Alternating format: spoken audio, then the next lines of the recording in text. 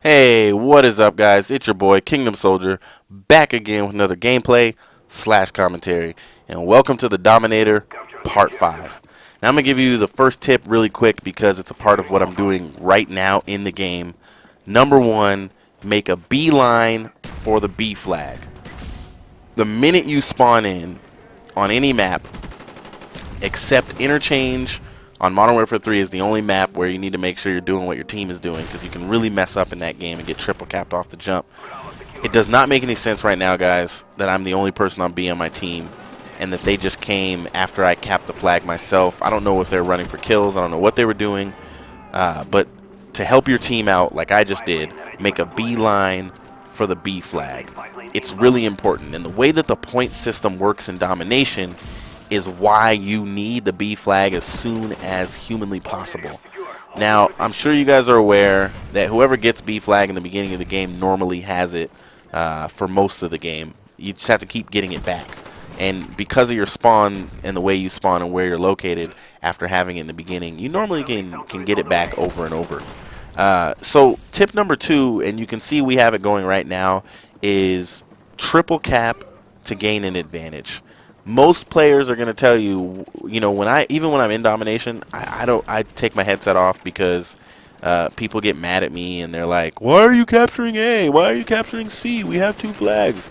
Because they want to keep them spawn trapped. I just got to be honest with you guys, that's just not as fun to me as trying to win by as many points as possible. So when they got their flag back, when they got A back, we were beating them 30-7. The way the point system works in Domination is you get 1 point for each flag your team has. I can't believe I killed these guys who got this flag. You get 1 point for each flag your team has every 5 seconds. Right now we're triple capped. We got them triple capped again. So every 5 seconds we're gonna get 3 points. I'm sure they're about to grab A back. But so when we had them triple capped, we were picking up 3 points every 5 seconds, all the way up till it was 30-7.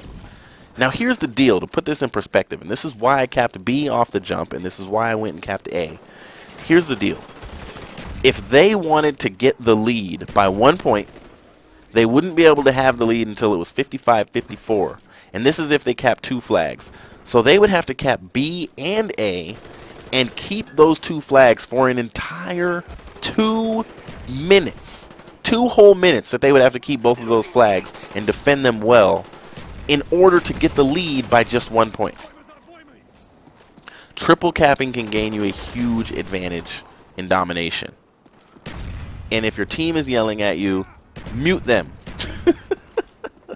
Well, we can call it the mutiny. I should make that a tip. Oh, that's funny. I'm going to start doing that in games of Domination. I'll be like, mutiny time, and I'm just going to mute everyone. What I just do is I just pull my Turtle Beach white cord. I pull it out, and then I can't hear them, or I turn chat all the way down, and I do what I want to do.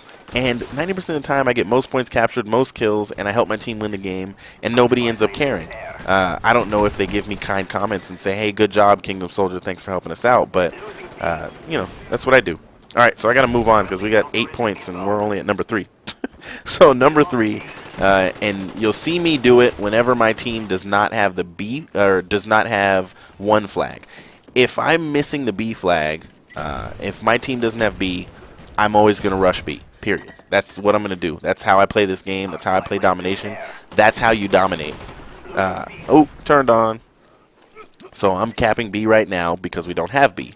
But number 3, rush the enemy spawn. The reason why I say that is rushing the enemy spawn helps your team in a lot of ways. The first way it helps your team is it helps to identify enemies, because as you run around, they're going to shoot at you, and as long as you can defend yourself and have a good shot, you can help. So like right now, what I'm doing is rushing the enemy spawn. And I know they're coming. I'm watching the minimap. I'm like, oh, they're over here. So let me go get these guys. Yep. Okay, let me pick you off. Nice little 2-piece. You guys have seen this before in the preview. And rushing the enemy spawn can slow their progress towards B, which is all I'm trying to do right now. I'm not trying to spawn trap. I'm trying to slow them down from getting to B because I know that they're going to try to get there, and that's their goal, is to get that B flag. And then lastly, it helps to remove campers, defensive players, quote, quote. It helps to remove them from their little hiding spots when you rush their spawn. Because regardless, if they're camping to get kills. You know, nobody's camping to go flawless and get 1 and 0. You know, they're camping to get kills. And they get kills by shooting you when you run into their spawn and they've got their ghost on and they're sitting in the corner. And so rushing can really help your team and be effective. Number 4, you see me use it a couple times in this game, is use a TAC insertion. But here's the deal. A tactical insertion, to me, is only good in Call of Duty Black Ops. So if you're playing Modern Warfare 3 or you're playing Modern Warfare 2, my fair warning is don't use a TAC insertion. But since I'm playing Black Ops in this Dominator game, which was requested by you guys to do Black Ops for this one, I am giving you the advice that if you're playing Black Ops only, maybe Black Ops 2, who knows, we'll see how the TAC insert works, use a TAC insert. In Modern Warfare 2 and 3, the TAC insert is way too big and easy to see for the enemies. It's just not as effective because it's so easy. If I put one up here like I did earlier in the game, you would see the TAC insertion flames coming over the B flag. It'd be like this big red glowing. But in Black Ops, it was small and it was hidden. So, number 5. Use low kill streaks that have a big impact. So maybe we'll say it like this. Use little kill streaks that make a big difference. UAV and counter UAV are 2 of the most common that I can think of off the top of my head.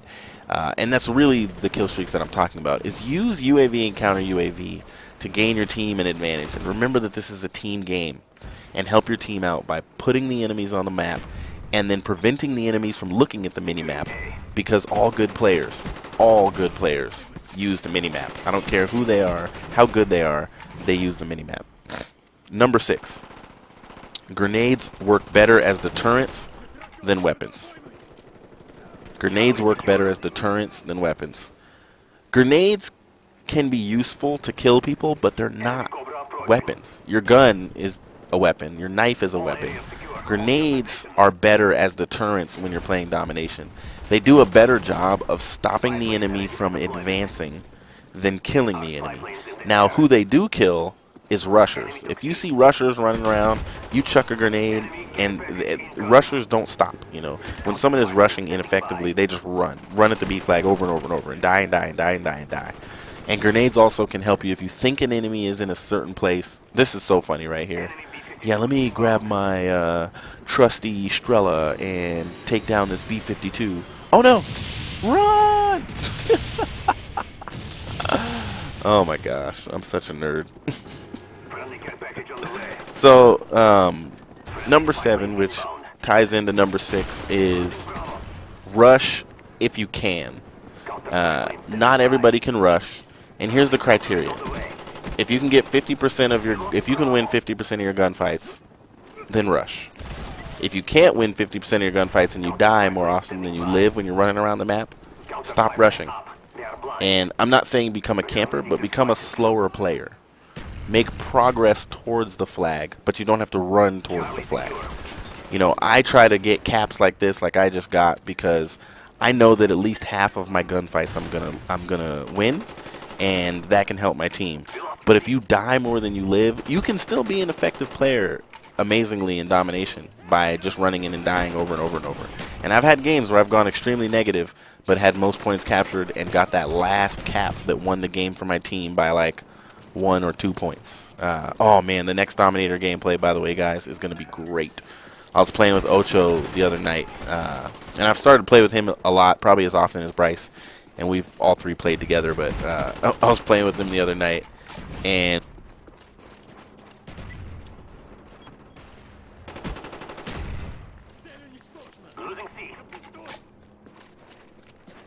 you're going to love watching.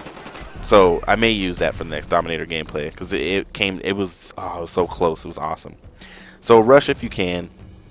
And then lastly, guys, number 8, winning is winning and positive is positive. This game is a team game. It's all about winning. If you win, Do whatever you have to besides cheating and hacking. This is Kingdom Soldier, and I'll see you in the next video. Peace.